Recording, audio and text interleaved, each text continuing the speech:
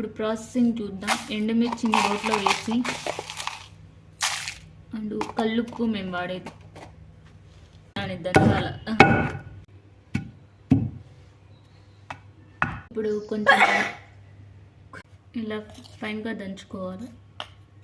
ఎండు రొయ్యలు వేయాలి, చిన్నటి రేపట్టు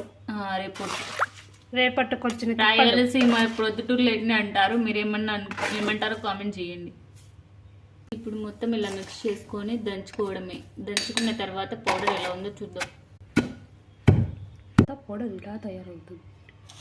ఇది వేడి అన్నంలో వేసుకొని తింటే చాలా టేస్టీగా ఉంటాయి.